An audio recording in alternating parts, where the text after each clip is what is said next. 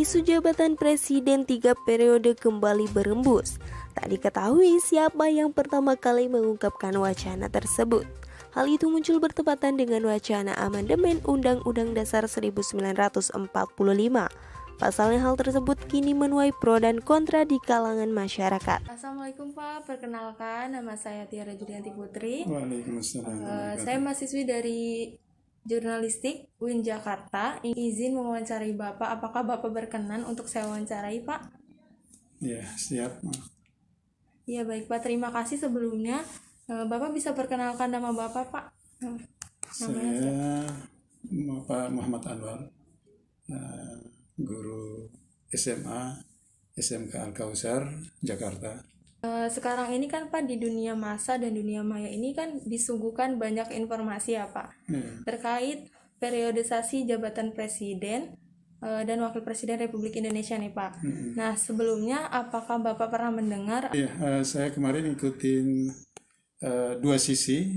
Kalau nggak salah yang berbicara itu kemarin itu yang Pak Qodori yang mengusulkan punya wacana itu sama Pak Ade Armando di demokrasi ya, di acara demokrasi itu saya lihat. Nah, jadi artinya saya sudah mendengar, sudah melihat juga itu wacana itu.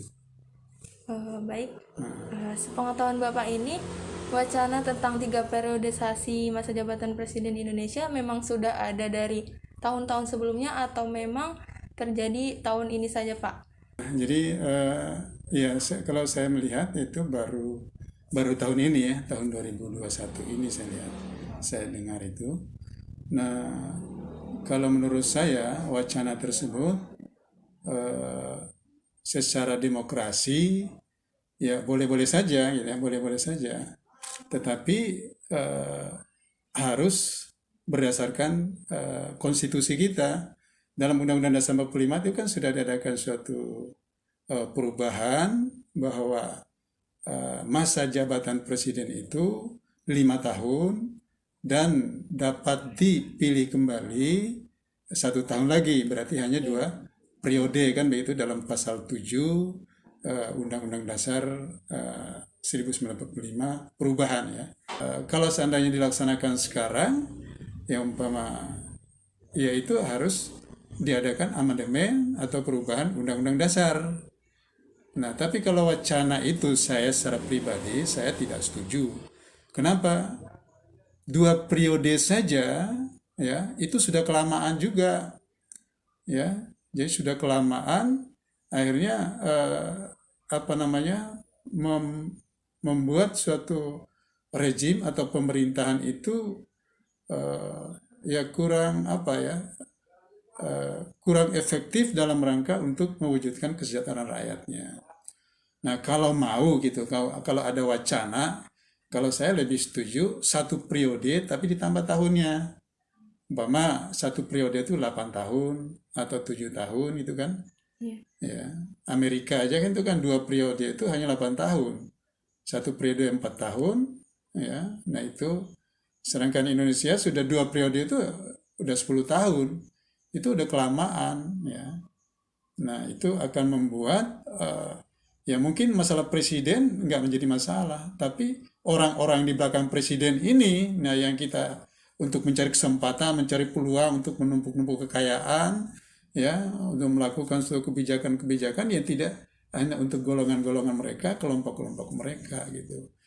Maka saya 5 tahun itu ya sebenarnya dapat dipilih kembali dalam 1 periode lagi, itu sebenarnya sudah bagus. Ya, kalau seandainya presiden itu dalam 1 masa jabatan pun, kalau memang dia melanggar konstitusi, melanggar undang-undang dasar atau melanggar undang-undang dan tidak bisa mewujudkan kesejahteraan rakyat atau menimbulkan suatu masalah dalam negeri, nah itu kan bisa di dalam undang-undang dasar itu kan bisa diberhentikan ya atas usul DPR ya ke MPR, dan itu MPR untuk menilainya dan nanti baru diputuskan gitu. Memang prosesnya itu melalui tahapan-tahapan.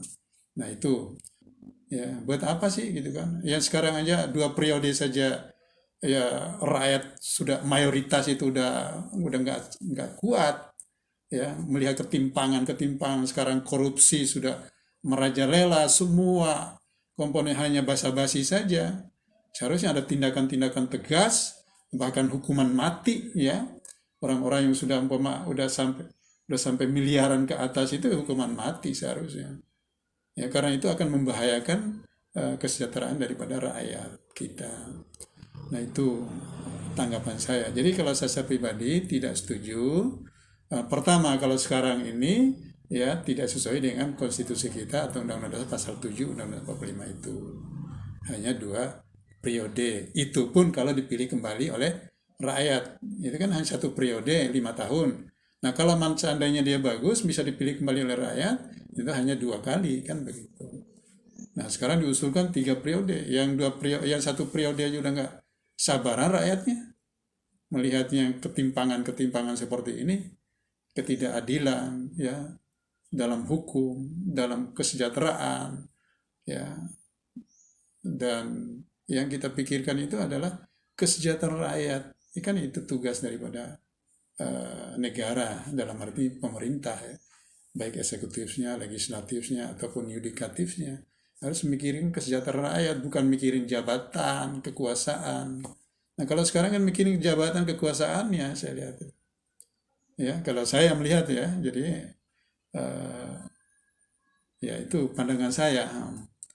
Ya, mungkin ya orang lain ya mungkin bisa beda. Tapi kalau saya melihat kenyataannya seperti itu. Nah Pak, kalau memang wacana 3 periode masa jabatan presiden dan wakil presiden ini benar-benar terjadi ya Pak, menurut Bapak apa sih dampak yang ditimbulkan dari adanya wacana tersebut Pak? Nah, kalau saya melihat dengan kondisi sekarang ini akan terpecah. Indonesia ini akan terpecah. Ya. Akan terjadi kotomi kelompok-kelompok yang pro dan kontra, gitu kan, pasti itu, ya. Nah, akhirnya walaupun penguasa dalam hal ini pemerintah mengambil tindakan-tindakan kasar, akan mengorbankan rakyat, kan, para mahasiswa dan sebagainya. Itu saya lihat nggak ada untungnya untuk rakyat. Itu 3 periode itu nggak ada. Lebih baik cari pemimpin yang lebih baik, yang memikirkan kepentingan kesejahteraan rakyat, bukan mencari kekuasaan, ya, untuk menumpuk kekayaan, ingin berkuasa lagi dan sebagainya, baik golongannya, partainya, atau keluarganya. Nah, itu yang harus dihindari. Terakhir ya Pak, kalau memang dari tadi wacana itu tersebut terjadi, nah harapan Bapak? Ya, pemerintah harus fokus benar-benar untuk memikirkan kesejahteraan rakyatnya. Jangan mikirin kepentingan bangsa lain, gitu ya. Bangsa lain itu nggak ada yang rela, nggak ada yang suka bangsa Indonesia menjadi sebuah bangsa yang maju, yang makmur, sejahtera. Nggak ada, omong kosong. Mereka ingin menguras rakyat Indonesia, kekayaan Indonesia ini untuk kepentingan bangsa mereka, tanpa memperdulikan kepentingan kesejahteraan rakyat Indonesia. Lihat aja pengangguran, ya, sekarang kejahatan, kriminalitas di mana-mana sekarang, karena masalah perut, masalah ekonomi, gitu kan. Nah, Indonesia ini kan negara yang kaya raya, gitu, sumbernya seharusnya nggak ada yang pantas ya nggak makan, gitu. Ya, orang di negara Timur Tengah aja nggak punya apa-apa, itu kok bisa kaya raya, ya, penduduknya, rakyatnya terjamin semuanya, kesehatannya, pendidikannya, ya, kesejahteraannya, nggak ada yang miskin mereka, ya. Nah, itu yang harus dipikirkan. Jadi artinya pemerintah itu sekarang ini harus fokus, ya, memikirkan kesejahteraan rakyatnya, jangan memikirkan kepentingan kekuasaannya atau kelompok-kelompoknya yang memanfaatkan untuk kepentingan dia sendiri. Saya kira itu.